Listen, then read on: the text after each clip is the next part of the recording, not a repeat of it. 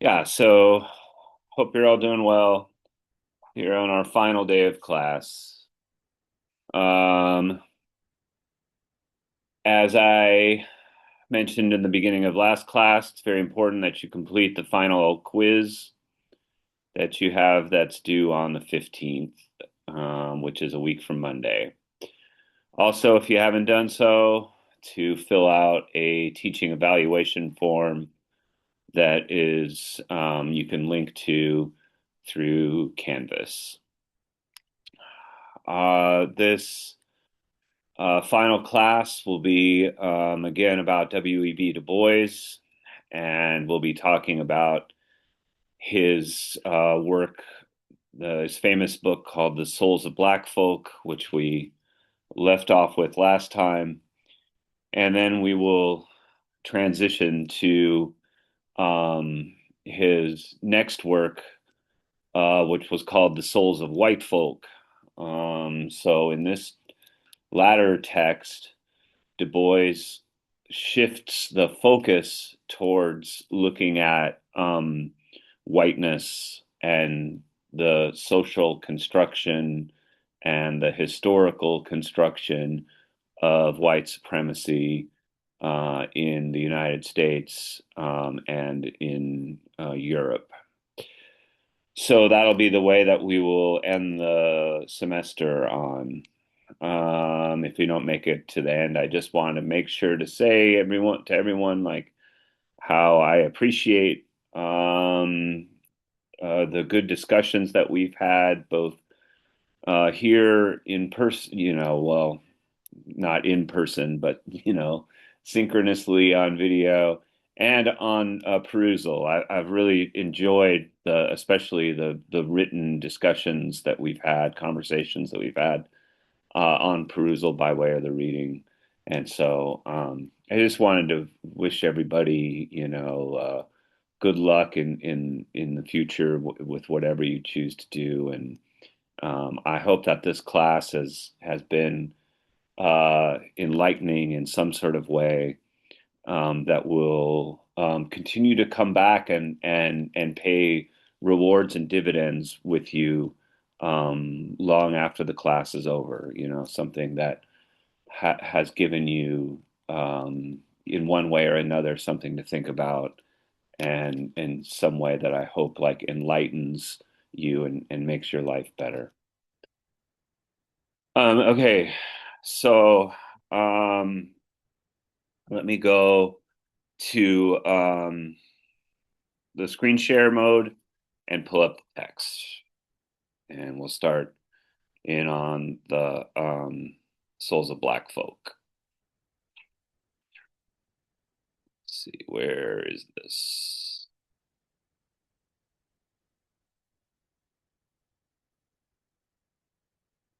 I'm sorry, I usually have this like all dialed up and ready to go, and I forgot to do that today. It's just been a hectic kind of day. Things are always kind of like hectic at the beginning of the semester, or at the end of the semester. I mean, I don't even know what planet I'm on at this point. It's just been a whirlwind of grades and uh, administration and emails and all this sort of thing. Um, oh, I did have this already.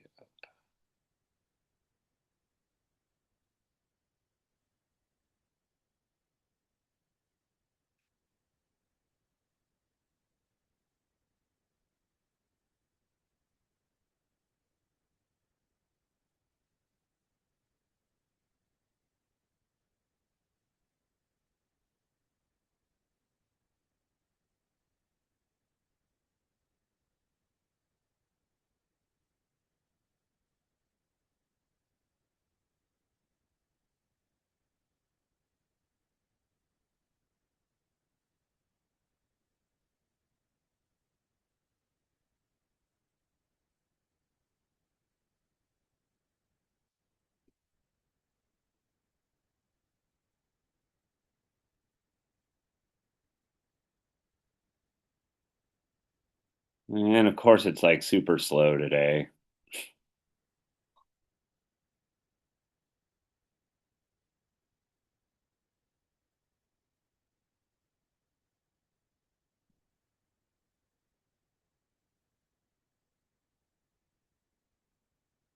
Okay.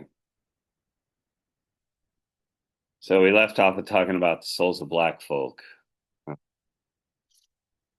And so the parts that I want to make sure to get to today have to do. Bois has a lot of interesting things to say about the black church and the role of religion in the black community that I think we can compare with what Durkheim had to say. Remember, Durkheim wrote a lot about the elementary forms of religion and talked about religion and like the social basis of the religion in the church. Remember, Durkheim says basically like, you need a church in order to have religion. You got to have a physical place for social organization and social interaction. Otherwise, religion is just kind of like magic. The difference between religion and magic is that it has this institutionalized social form that we call the church. And so Du Bois, I think, draws similar conclusions in talking about the significance of the Black church um, as a form of community, and as a place for social organization. So we had kind of like talked about that, and I'm trying to remember exactly where we had kind of like left off. I think we had gotten through the editor's comments on this.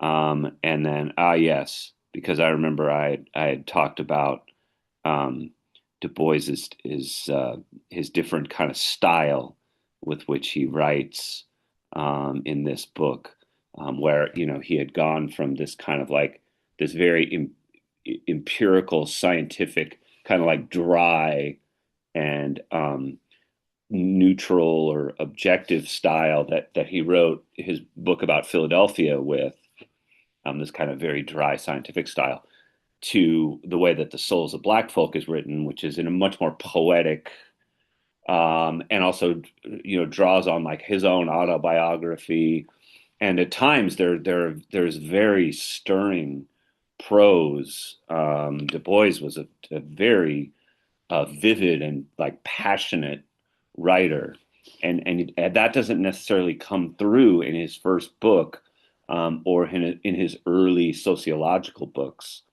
But he began to recognize that like if you wanted to change people's minds and you wanted to change people's hearts about something like racism and white supremacy, that you couldn't just speak to them in the language of facts.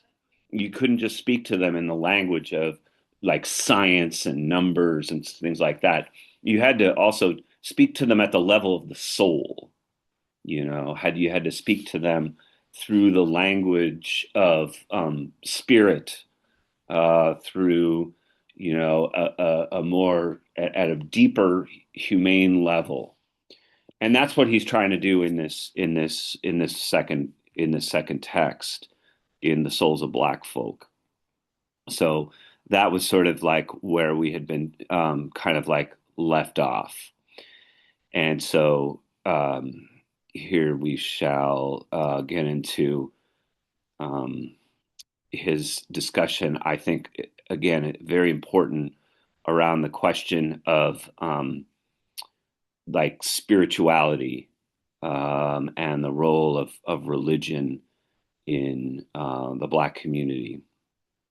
And so I'm trying to find here the the paragraph that I had highlighted about this, to get into that discussion. Um, he talks about his key concepts in this text are double consciousness and the veil.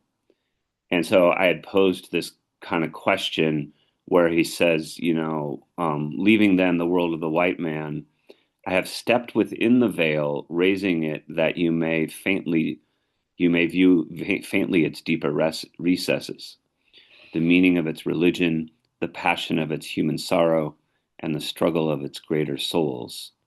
And so I had asked you on perusal to think about what it is that he means when he says, like, I have stepped within the veil. Why he capitalizes that word veil.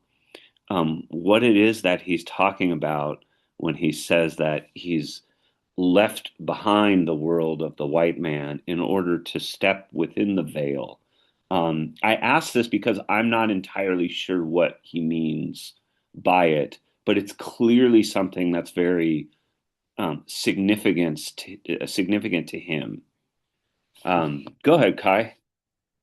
Maybe like because you're right, like reading this, like yeah, Black people are incredibly spiritual. Like even now, like Mhm, I don't know, there's I'm Black myself, so there's always like a lot of parallels being drawn between like I don't know, like the spiritual world, like spiritual warfare, whatever. It's always talked mhm, about.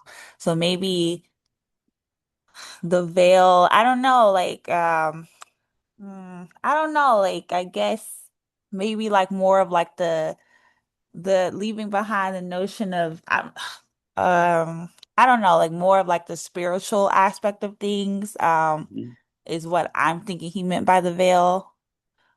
Yeah, because he does say, like here in the second part of the sentence after the dash, he says, the meaning of its religion, the passion of its human sorrow, the struggle of its greater souls. It clearly has something in his mind to do with a kind of a religious, spiritual perspective on Yeah. things.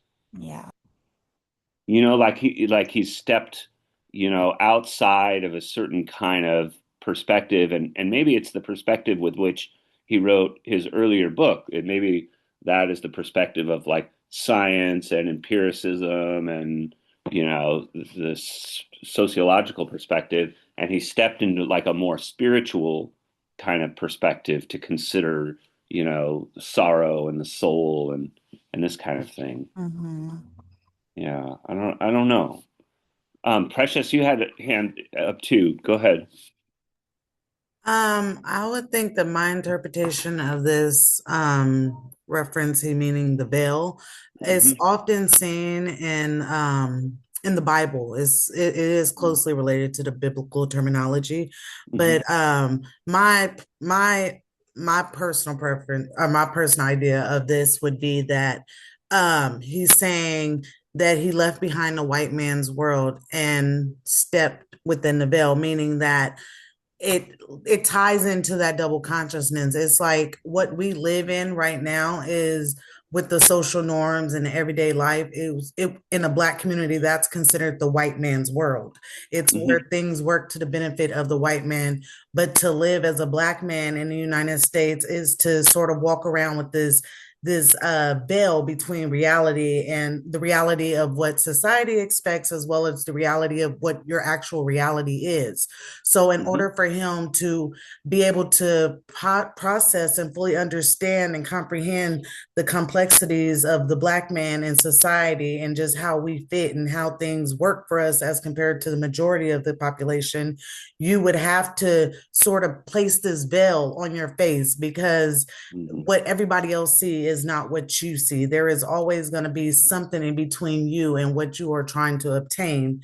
And in order to be able to reach the goal that you're intending to reach, you would have to have this veil that would allow you to see it from your perspective as a black man and not just navigate through society with this ideology of the white man because it won't work out the same. Yeah, that's really well said, Precious, and I very much appreciate you sharing your perspective that in that way.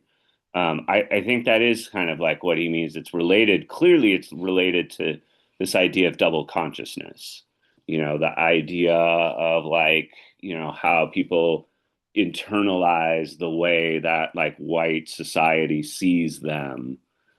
He says through a lens of pity and contempt. And he wants to sort of step outside of that point of view. And remember that double consciousness, too. he's saying it's like, well, this is like sort of like, like white people look at black people through this certain kind of lens, and black people realize that they're being looked at through this certain kind of lens. But he also says like double consciousness is a kind of like a gift of clairvoyance, a way of like second sight, an ability to kind of see dominant white society through the lens of someone, who is oppressed by it, gives a certain kind of like insight into that society. So the double consciousness is also like a pair of glasses, that brings things into focus, and helps you see things that otherwise people might take for granted and not see. Because when we get to his essay in the Souls of White Folk, he says, whereas black people have double consciousness, white people have no racial consciousness whatsoever, which is to say that like they take their privilege for granted in a way that like they don't they don't see. He says like a fish in water. They don't. And you hear this. There was a really interesting discussion on Perusal with Jill and I think Elizabeth, around this, around like growing up around other white people. I've certainly heard this from other white people too, like that they don't realize the kind of like the way that society has benefited them or privileged them in some kind of way. And I think now we see this being played out in all kinds of like kind of victimization narratives, which I think like politicians like Trump really feed on that sense of like white victimization, and benefited from it politically. And so, this is why I think Du Bois is really useful in, I'm not exactly sure how to put it, but in articulating a certain kind of perspective that people can have, when they are privileged or underprivileged, in some sort of way. Go ahead, Jill. I was going to talk about this comment specifically that you have highlighted here. Yeah, It says he's leaving the world of the white man and he steps within the veil and raising yeah. it, right? So Hmm. you may view faintly, but I don't I I think what he means is he's trying to write to the white man so that they can see, the souls of black folks and trying to create a level of empathy, which I don't think has been totally accomplished yet, but uh, I think that that's the effort in this. And trying, it's what was I getting at? Yeah, I think that the veil specifically is just like the color line that he has viewed the world from, and he's trying to lift the veil, like a physical veil, and like these writings are meant to be read by the white man. Yeah.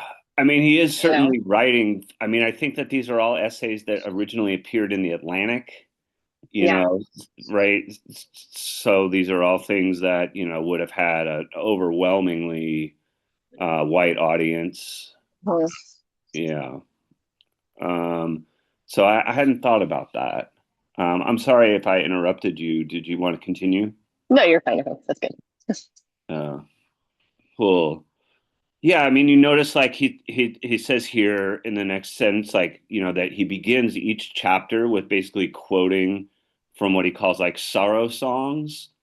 So the sorrow songs would basically like be like spirituals or like the like gospel music. Um, That Sorry, Go just ahead. to emphasize on what you're saying, when he says he's singing soulful songs, are them like the what was they called? They were The sold. star anthem? Yeah, but they were like it was called like a Negro spiritual or something along that lines. It was something that Yeah. that slaves used as a form of communication and just Mhm. to push forward through the hard times. Yeah, I mean, there were several different iterations of this. There were these like kind of more spiritual songs, like that you would hear in church.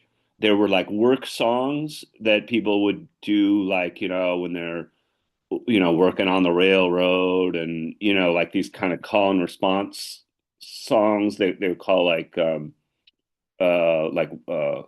were they called? Like slave haulers. So people working in the plantations would sing in this kind of like they'd kind of sing back and forth to each other while they're, you know, picking cotton, or, whatever kind of like activities they were involved in. And so there were all these ways that like black music, um, still was able to really flourish within the environment of slavery. The slave masters allowed the slaves to sing to each other in this environment because they thought it made them work faster and better, that it kept morale up or whatever. And in the church, because it was a church, it was considered, safe and, a kind of a sacred space. So, whereas other things, were considered more dangerous. So when like drums were used as a means of communication, like what happened in some of the earlier slave rebellions in South Carolina and other parts of the South, during like the 1700s, the response was to ban, the ownership. Like slaves couldn't own musical instruments, particularly drums, because drums had been used in Africa as a means of communication, like you're talking about, Precious. And then they were used then, as a way to communicate to other slaves in the midst of a rebellion on the plantations. Go ahead, Precious. Yeah, I'm reading this book called After Nature by Jody somebody. But in the book they were talking about how like the beginning of time with like the indigenous culture and Mhm. how their music tied into like the weather. It's a whole rabbit hole. But anyway, I was just wondering, you clarified it that the drums were originated from Africa, but do you think that for the newly found colonizers that was on the land, that the drums had a more deeper meaning to them, seeing that the natives constantly use instruments such as the drums, and they believe that they were like demonized, radicalized people? So do you Yeah. think that that also played into the fact of them saying like, hey, it's too much bass, and they feel like, with the spiritual aspect that it could be like demonic, I guess? Yeah. So that does also happen with the way, because in a lot of cultures, rhythmic instruments are connected with religious rituals, like with religious ceremonies. So it's really hard to say where the music begins and where the religion ends. Like they're all just kind of enmeshed together. Religion and music are inseparable, and the relationship to nature, is also. So a lot of these, rituals are, celebrations of nature, the coming of a certain season or the harvest, or, some kind of, natural event, a full moon, so, rhythmic instruments, often in a lot of cultures, still to this day, play a really important role in those kinds of rituals. And it creates this phenomenon, Durkheim called collective effervescence, that people start, shouting and, speaking in tongues and passing out and, going Sounds into these like like ecstasy. sounds like church on Sunday. Yeah, exactly. And Du Bois describes this, he describes like the difference, like of like what the black church looks like on a Sunday in these terms. I'm trying to find where that is. Forgive me for kind of skipping around a little bit, but I No, but think that's it's really fascinating that you would say that because I mean, even now, like my husband, he's Caucasian. So yeah, his church and my church are like two totally different places. And yeah, when he comes to my church, you can see the sense of uneasiness in him uh-huh, because it's so much. I mean, for somebody that's not accustomed to it, it could be overwhelming. And yeah, um and it's like you got people falling out here, you got people running around over here, people yeah. yelling, like it's a lot. And then I go to his church and I'm like, oh, I don't think Jesus here. But Yeah, everybody's just like very like bodily constrained and like uptight and just like even when they're singing, they're just like, singing out of the little book. Yeah. And it's like, it's really a testament to the differences, like how you could be like in the same part of the same religion and yet like two totally different social environments. Yeah. Um, Crud. I'm trying to remember where exactly I put this. He talks about a little bit about it here. This is a really interesting paragraph where he talks about kind of like how these things, evolved from West Africa, basically. And so the role originally that like religion and he says nature worship played in West African cultures and how you had these leaders like the shaman or the healer or the priest the all the people who were kind of like leaders of the clan or the tribe or what have you. And then when that when people are basically enslaved and brought to America, those kind of social forms, continue with a different, kind of thing. So the priest or the medicine man is, replaced by like the preacher, and so then all of a sudden, the preacher becomes, not just like a religious leader, but like a social leader. Remember like Martin Luther King, this is where he got his start was as a young preacher. And to this day, preachers have this role, again, not just as like people who are only talking about religion, but as people who are political leaders, you can like Jesse Jackson, William Barber today, and the moral majority. There's many, many examples of this where, um, the church becomes, not just like an otherworldly thing, but something that's concerned with things that are going on in this time and in this world. So they become involved in more like political kinds of things. Um, he has one place where he really describes it in very vivid terms.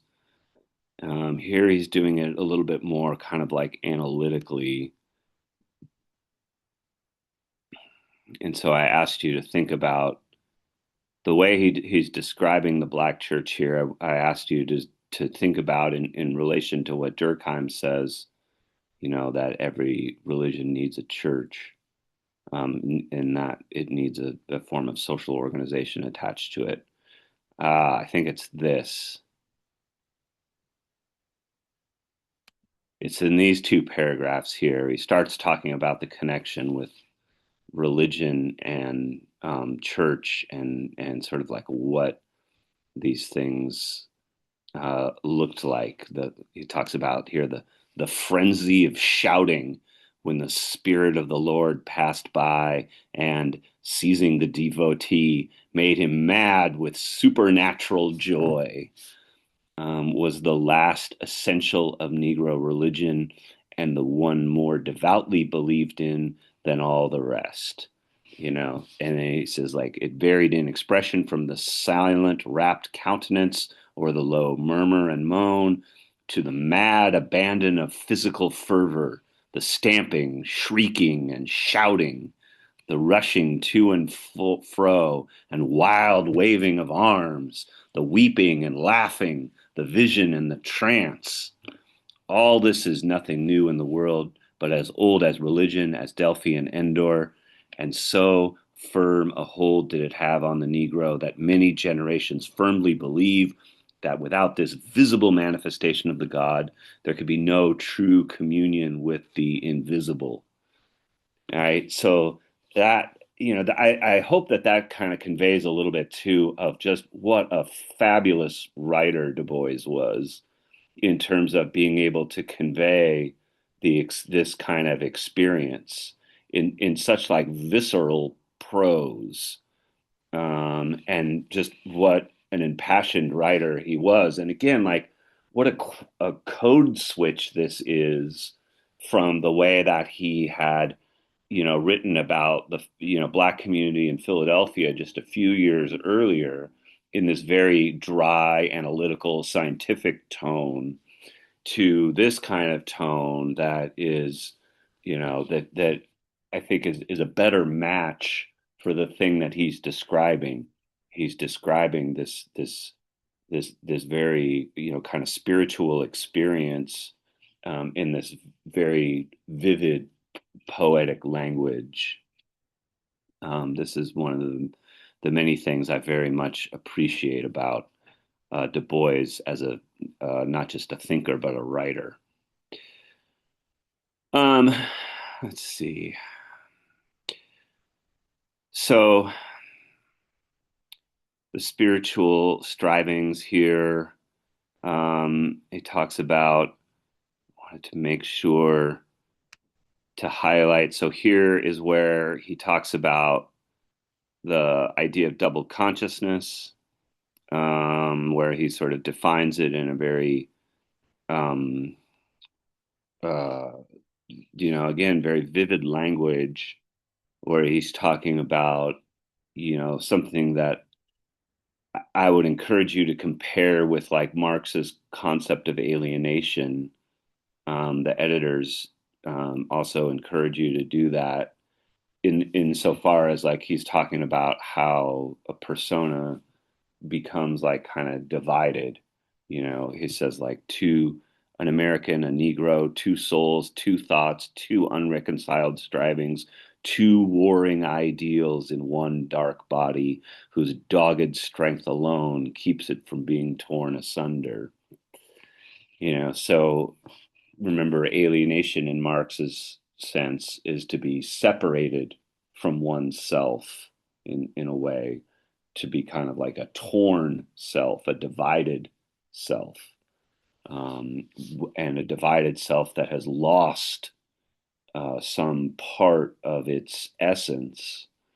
And I believe that Du Bois is describing something kind of similar along these lines.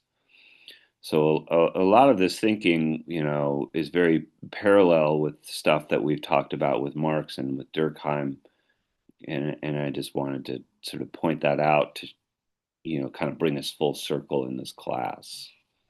Um, yeah. Let's see. Um, Wanted to make sure to point out, um,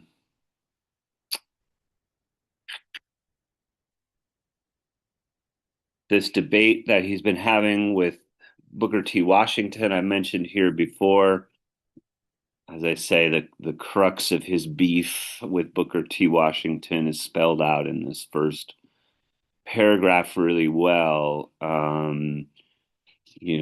That Booker T. Washington had favored this kind of like what he called industrial education, at the Tuskegee Institute that he had founded, as in connection with this thing called the Atlanta Compromise, where Booker T. Washington had really favored advocated for the education of the Black community, but that the nature of that education should be really restricted to industrial trades and learning, useful job skills and things of this matter. And Du Bois found this to be very odious.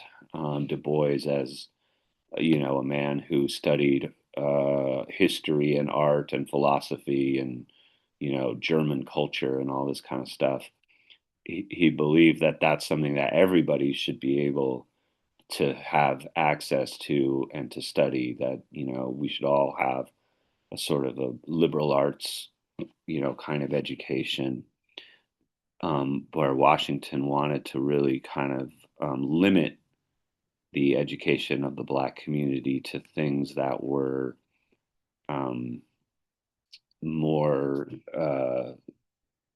like practical, things that were more oriented towards particular kinds of trades or vocational training. So that's what he's basically talking about in this section of Booker T. Washington and others is the his debate, and he's kind of accusing him of capitulating, of like compromising, of selling out. He basically is calling Booker T. Washington a sellout. Go ahead, Kai. Yeah, like I wrote what was below that, but like I remember learning about Washington, but like not a whole lot, but like, reading this through the eyes of Du Bois, yeah, like he definitely seemed more submissive, and like Yeah, seemed like he would have been like a proponent for like the whole separate verse but equal like yeah, like movement or whatever. Like, and somebody I was reading earlier, and not to 100% compare them, but like Du Bois seems like more in line with like Malcolm X, yeah, like to like stand up and fight. yeah. And then Washington seemed like more so, I don't want to say docile, but like more so, I don't know, like more of like aligned with like Malcolm, or not Malcolm X, Martin Luther King, basically. Yeah, there's some parallels there. There are some important differences I would point out. So Du Bois, um, unlike Malcolm X, was not a like black nationalist. He There were people in Du Bois's times who were calling for black people to go back to Africa, which was, Marcus Garvey. And Du Bois didn't agree with him either.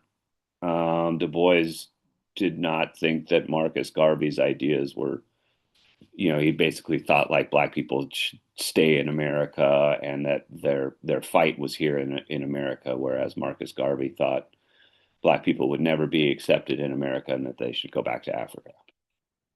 Um, Martin Luther King is not exactly the best comparison for Booker T. Washington. I would say that because Martin Luther King still advocated for the poor, still advocated for justice and equality, and especially the older he got, the division between Malcolm X and Martin Luther King is sometimes made a little bit too much out of. Towards the end of their life, they kind of came closer together. The real difference between them was more around tactics, around the question of violence and nonviolence, but their goals were not altogether dissimilar. I'm trying to think of who the better parallel for Booker T. Washington is. There have been a lot of other figures who were more kind of like conservative, accommodationist, gradualist types. I'm almost tempted to say that the better comparison for Booker T. Washington is Barack Obama. And I mean, I know we all probably have complicated feelings about Obama, but as far as like somebody that really intentionally tried not to take a kind of a radical path, who tried to be more moderate, and the idea that you have to that change only comes gradually, you know. And so I don't know what you all think about that comparison, but that's the one that comes to my mind. There have been plenty of figures like this in Black history. This is a kind of an ongoing debate about like methods and tactics and stuff. And there's been plenty of people that always favored a more kind of like moderate course of action, in which like, change will come slowly. There were plenty of people who did not like Martin Luther King because they thought Martin Luther King was too radical. That Martin Luther King's strategy of nonviolent disobedience was too provocative, and that people should take a slower, more gradual approach to civil rights. And Martin Luther King thought that was bad. That was a bad idea. I struggle to remember exactly what he said about it right now, but there's a famous quote, and I can't remember off the top of my head, but it's basically like, if your strategy is to wait, with the idea that progress is slow, then like progress will just never come. The people that advocate a slow, deliberate process of change usually don't want any kind of change whatsoever. Precious, did you have a question or hand up? I thought I saw your hand go up there when I was in the middle of Um, talking. I did, but it wasn't. It was something you said about Booker T. Washington and the Tuskegee, and for some reason, Tuskegee is like stuck in my head, like Tuskegee trial, Well, there's the Tuskegee massacre. experiments, the Tuskegee Yes, experiments yes. that were Okay, done. Those, okay, those are the infamous like sterilization kinds of yes, things. Yeah. okay. I don't know I don't know how they might be related. I'm not really sure. Okay. I'm sure that's what the association is that you're having. Exactly what it is. Thank you. I'm sorry, I would have been Yeah, stuck on no, it it's all forever. good. That's good. Um, yeah, so this is, in other words, like a kind of a debate that like um, continues to happen in American history in different iterations involving different people, but the terms of the debate are often the same.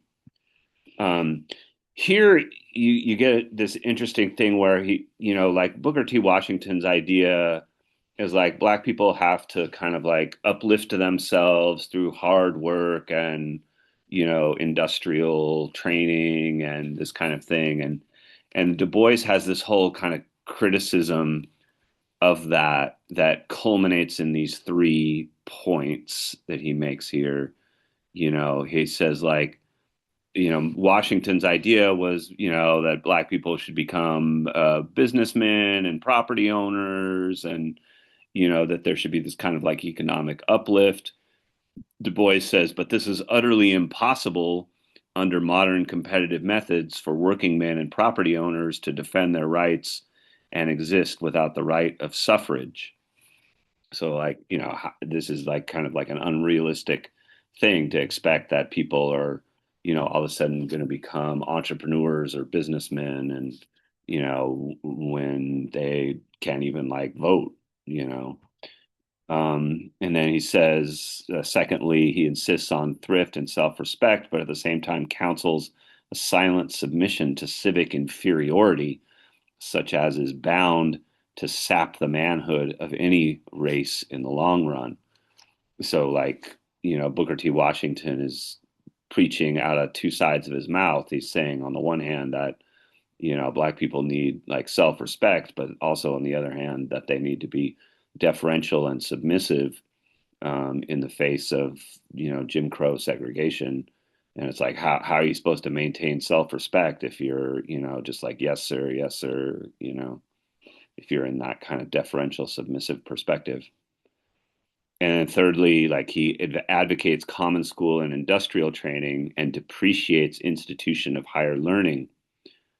But neither the Negro common schools nor Tuskegee itself could remain open a day were it not for the teachers trained in Negro colleges or trained by their graduates. So, like, in order to have like Black teachers, you need a more kind of like well-rounded system of education in which people learn a whole lot of different subjects and not just like, how to be a better farmer or how to be, a more skilled tradesperson. You do have to like educate people more broadly, and that is apparently something that Washington was just not in favor of. Washington, as it says, depreciates institutions of higher learning, like he doesn't value them. But at some point, you need those institutions of higher learning in order to train the teachers, in order to teach the teachers themselves. So that section, kind of summarizes a lot of different criticisms that he had in the midst of this debate around economics, politics, like what is the purpose of education? All of these things Du Bois and Washington had this fundamental kind of conflict with, and that conflict, in some ways, continues to keep happening in America. Of the Faith of the Fathers is a section I already pointed out a couple of these things when I skipped ahead around like music and religion. And again, I had wanted you to kind of like think about the parallels with what Durkheim had said about the function of religion in society.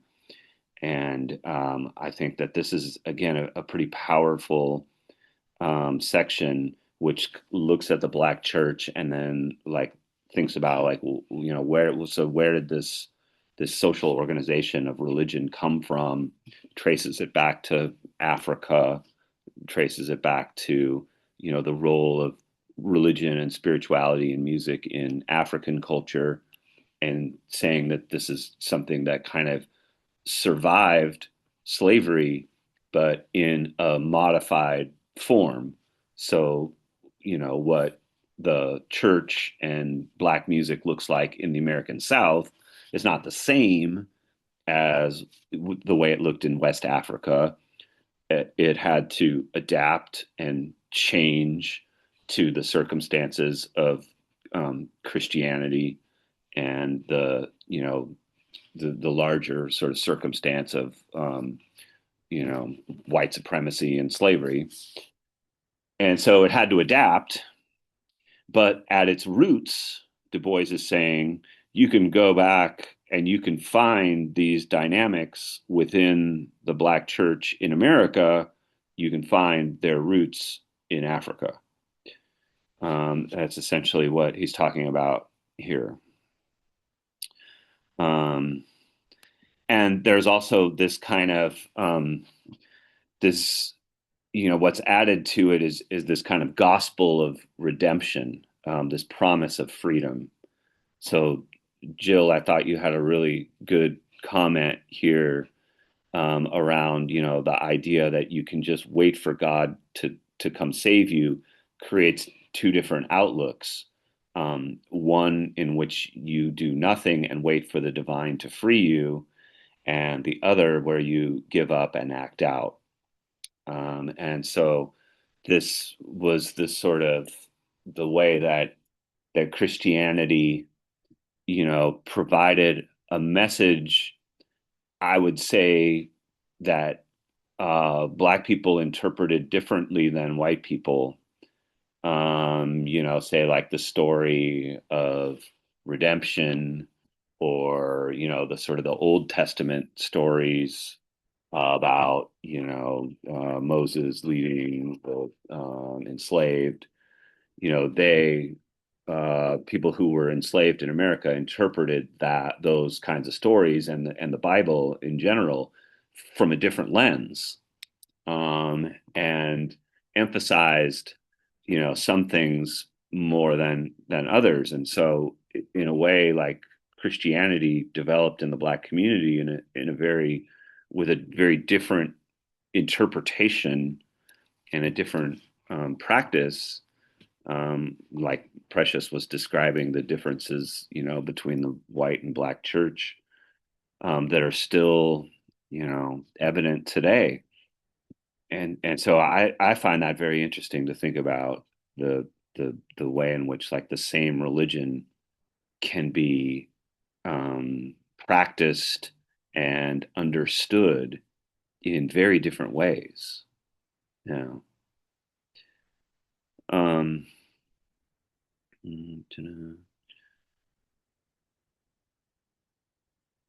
and so I wanted to make sure, so we are like down to the last like 15 or 20 minutes, to talk about this essay called The Souls of White Folk.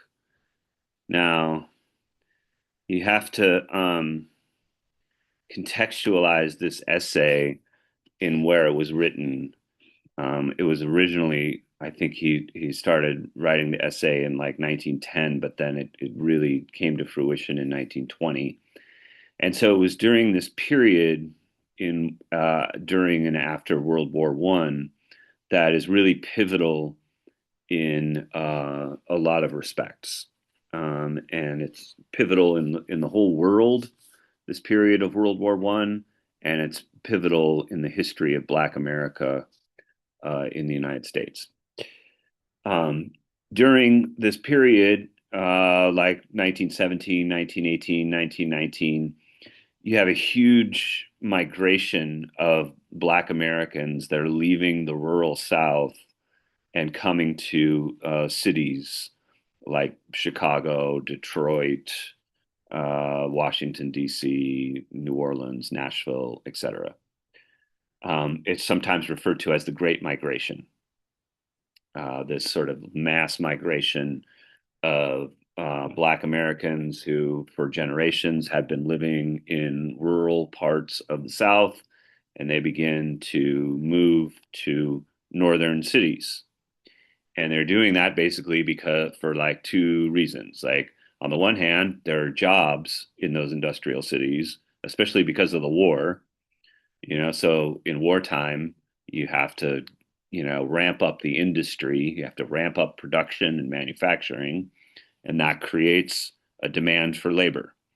And so people are lured by the promise of jobs. They're also leaving the rural South because cotton production and other things are becoming more mechanized. It's becoming more, like automated. In the same way that automation is destroying jobs in our time, with AI and stuff. Um, Automation was destroying jobs, in the rural South with, like, tractors and, ways in which, like, farming and, cotton extraction and all these kinds of things that had formerly been done by hand and therefore required more people were now being more and more done by machines. So there's a loss of jobs in the South and greater demand for jobs in the cities. And so, not surprisingly, you have this great migration that starts to occur and really accelerates during World War One. Now, with that, there is this like backlash that happens in these cities among like the white and European immigrant residents who are resentful that Black people are now moving into their cities. And so in this period between about 1917 and 1919, there's a huge series of riots in which it's basically like kind of like white mobs that attack Black communities and Black neighborhoods and, randomly attack Black people on the streets. that happens. The worst of it in 1919 is in the city of Chicago, where there's this huge, devastating thing. Du Bois talks about it here. 15 whites and 23 blacks are killed. More than 500 people were injured. And this was just one of dozens of riots in American cities. The deadliest and most destructive would come 2 years later. Some of you may know about the Tulsa race riots in Tulsa, Oklahoma. It was basically like the KKK and other sort of white supremacists, kind of like, went through and just pillaged the entire black community, the neighborhood that was then known as Black Wall Street, because a lot of, more wealthier black people had moved to Tulsa, Oklahoma. They had left the South and moved to Tulsa, and they had a little sort of concentration of wealth they called, Black Wall Street. The white residents of Oklahoma, many of which were poor, resented this. The fact that their black neighbors might have more money or more property or better houses than them was especially irksome. And so they single-handedly went in and pillaged and destroyed that community in a just horrific way. So if you don't know about that, I highly encourage you to look it up. You can easily Google the Tulsa Race Riot or the Tulsa Massacre of 1921 and find all about it. So the Souls of White Folk is written in this period. And basically what Du Bois is doing is turning the focus, to being like, we need to kind of like put, like, for lack of a better term, we need to put whiteness under the microscope and look at it as, almost like the problem. What is causing these kinds of racial tensions? Why are people freaking out so much, just around the prospect that black people might move into their neighborhood or something like that? What is it that is spurring all of this violence?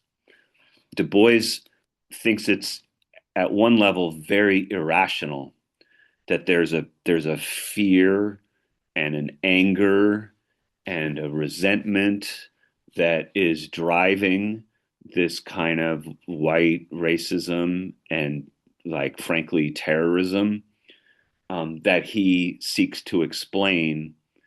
But it's hard to just kind of understand it from a rational perspective.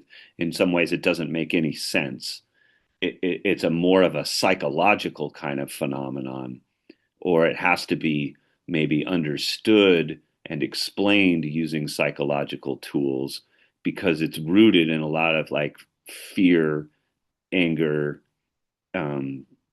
resentment, all kinds of, crazy imagination, that people have. And so that's why the title, goes from the souls of black folk to this later essay, the souls of white folk, to try to understand this dynamic of, like, of whiteness. So this has to be sort of situated here. And I think I'm going to make sure to point that out, but I had mentioned earlier too about the concept of double consciousness and how significant this is to Du Bois, and it's here in this section. I thought, like I said earlier, I thought Jill and Elizabeth have started a really good conversation that I hope other people will continue. But that the idea that white privilege is invisible to whites. This is what is basically asserted here. Indeed, Du Bois contends that while African Americans have a double consciousness whites have no racial consciousness at all. You hear all kinds of things along these lines of people don't see race, or they don't think that they've been, you know, privileged by race in some sort of way.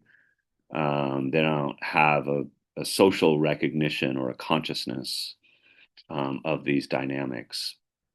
And so Du Bois is, I think, trying to kind of shake that loose, um, because the fact that people don't have any kind of, that white people don't have like racial consciousness is a testament to the fact that they kind of like take their privilege for granted.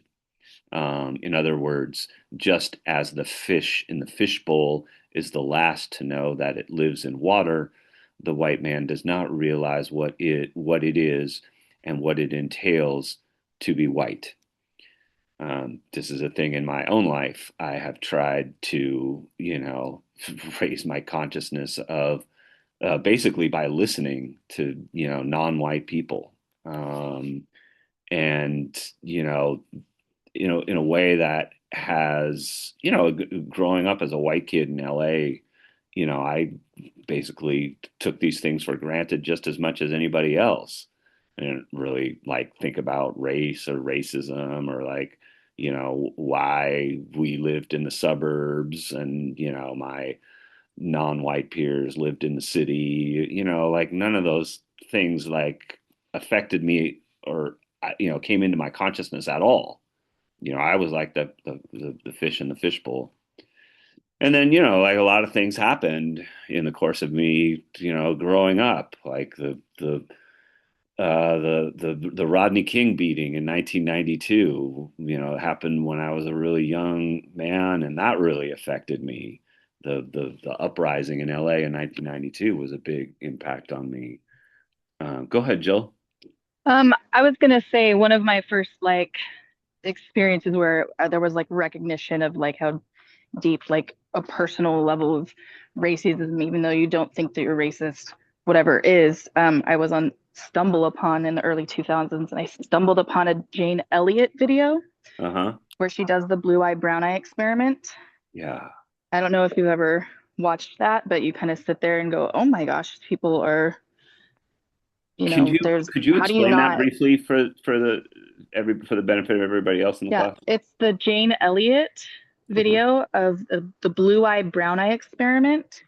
And essentially, she takes a bunch of students in a classroom, and everybody with blue eyes is the privileged. I forget what it is. It's everybody with blue eyes is the person of color. Essentially, they're treated like black people or people of color, and everybody with brown eyes is treated like white people. And she, you know, breaks their pencils and says, this is what you have to work with. Take a test. And she, talks down to them. She's like, this is how people have experienced life. This is how black people have experienced life. Uh-huh. And people just they don't handle it well. Yeah. And it's really interesting to watch. And then you kind of sit and go, hmm, some Yeah. introspective take it. Yeah. So yeah, There's Jane a lot Elliott of has a really phenomenal study on that. uh I'm sorry if I interrupted you. Yeah, there's a lot of like, learning and also like unlearning that people have to do, and and it certainly has taken me a while, like, and then in studying sociology, and having, you know like students, that over the years that I've learned a lot from, you know I think a lot of it comes down to like, listening, just knowing when to just shut up and like, accept that other people's experiences and perspectives, might have value, and you need to like listen to them. And I think that's a big part of it, you know. Um, so yeah, this is what Du Bois thinks that, we really need to put into the spotlight. Um, And it says some pretty like interesting things, like that this is like the discovery of personal whiteness among the world's people is a very modern thing. It's like, racism based on white supremacy has not existed throughout history. A lot of times we kind of think that, it's always been this way, and this is like, and if it's always been this way, then maybe it like always will be this way. Maybe it's like kind of inevitable. Maybe there's something like kind of like wrong with the human race, that we have this like this hate gene or something. But he says like, oh no, this is actually a kind of a modern thing, and the ancient world would have laughed at such a distinction. The Middle Age regarded skin color with mild curiosity. And even into the 18th century, we were hammering out national mannequins into one great universal man with fine frenzy, which ignored color and race even more than birth. And then he says, today we have changed all that, and the world, in a sudden emotional conversion, has discovered that it is white, and by that token, wonderful. He's being obviously sarcastic there at the end. But he's basically like, yeah, this is not something that has always been with us. This is actually something that is an invention of modern times. Sure, we've had, colonization, exploitation, conquest, violence, those things throughout history. But the idea that, of like skin color being, a justification for conquest and exploitation.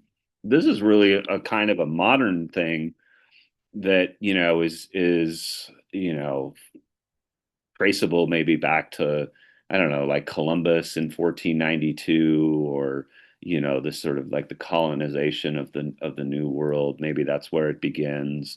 I'm not really exactly sure where to place it, but again, something that like was not characteristic of the ancient world or the Middle Ages, but something that really has more like kind of modern origins, relative to the history of the world. It's maybe 500 years or something like that.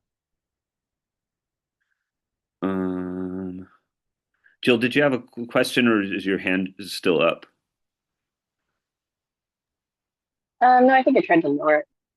Uh, okay. All right. Those are the things I wanted to kind of point out. Like he goes into a lot of like from there into sort of like the history of white supremacy, and how, again, coming out of World War I, he's not just like writing about like these riots in America. He's writing like in the aftermath of this hugely destructive war.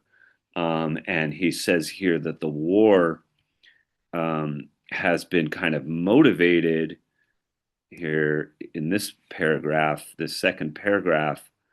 It was this competition for the labor of yellow, brown, and black folks that was the cause of World War I. So, like, the European empires were basically competing with each other to colonize Latin America, Africa, and Asia. And it was that competition to colonize that kind of led the world into this massively destructive war in which millions of people died. And Du Bois is kind of writing this in the aftermath of that human catastrophe. Look, so we're just about out of time. So I wanted to again like just say goodbye, and wish you all the best, and again like hope that something that you've read or something we've talked about in this class is going to carry forward with you, and make your life better and more enlightened in some kind of way. I really do truly appreciate you all, and wish you the best. And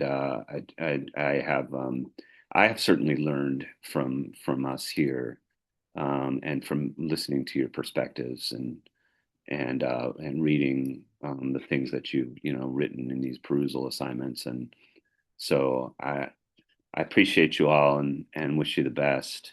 Um, don't forget about your quiz and don't forget about your regular assignment. And if you have any questions, feel free to email me. Okay. Thank you all and have a great rest of your day. Okay. Bye bye.